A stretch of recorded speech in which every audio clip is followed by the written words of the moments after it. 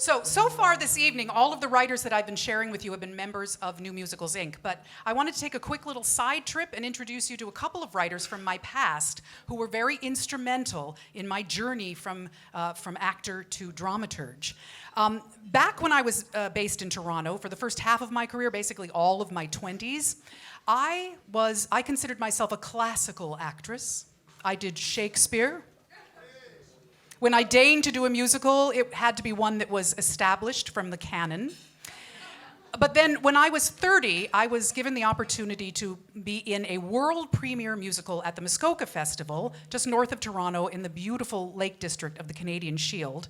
And I discovered that I really loved the opportunity to originate a character and to go through that whole development process. Even better, the Muskoka Festival had something called the Musical Theatre Writers' Colony. Every summer they invited 5 or 6 writing teams up to work on their new musicals and get feedback from the coordinator of the colony. And then at the end of the summer, those of us who were performing in the professional shows in the evening would spend our days rehearsing for book-in-hand readings of their new works to be presented to potential producers. Well, I absolutely fell in love with that process. And I have to say, I guess I was a little bit outspoken in telling the writers exactly what I thought my character would or wouldn't do or say. Okay, what all of the characters would or wouldn't do or say. So the artistic director, Michael Ayoub, took me aside one day and said, "Elise, I think you have the makings of a dramaturge." And I said, "A what?" Because I'd never heard that word before. Over the next few years, Michael was instrumental. He made me the coordinator of the colony. He made me his assistant artistic director at the Muskoka Festival, and he helped me get a grant from the Canadian government to apprentice in dramaturgy at one of Canada's most prestigious regional theatres, Toronto's Canadian Stage Company, where I later went on to become a full-time dramaturgical associate. But in that very moment, what Michael did was to team me up with a young writer by the name of Kathy Elliott. She was writing her first new musical called Fireweeds, which was about women in the Yukon. We had a great time together, great summer, and we continued to work together. And when Kathy secured a world premiere for Fireweeds at the nearby Red Barn Theatre, I was selected to direct it. So I took off my dramaturge hat and put on my director hat. And while I was in pre-production, Kathy took a quick extra fact-finding mission back up to the Yukon.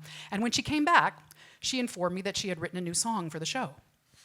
And I said, no, because we go into rehearsal in 2 weeks, and we've cast the show, and we have set designs and costume designs, and frankly, the musical has plenty of songs already, so no.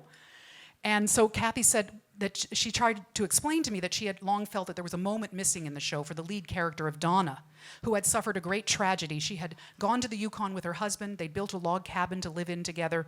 And one night they'd gotten a distress call from their nearest neighbors who lived many, many miles away. And he'd headed out in his skidoo to help. And in the middle of the night, in the middle of nowhere, his skidoo ran out of gas. And by the time they found him the next morning, he had frozen to death. So Kathy, not Kathy, but her character Donna, fled the Yukon. And Kathy had the idea that at a certain moment in the show, Donna could come across a photograph of that log cabin. I have something over here, something like this, a photograph of a log cabin. And she would then be able to process her grief while she sang this song. And so I said, still no, because all the same reasons. We're about to go into rehearsal and, cast and set and whatever. And besides, that song sounds like it's all past tense and, backstory, so no. And so Kathy said, just let me sing it to you. And that's when I learned a very humbling lesson for a dramaturge, which is that no matter how much you think you know, how well you think you know the show, and how sure you are of the rules that really need to be adhered to, sometimes you have to throw all of that away in the face of the brilliance of a writer who really understands her own characters. And this is the song that Kathy sang to me.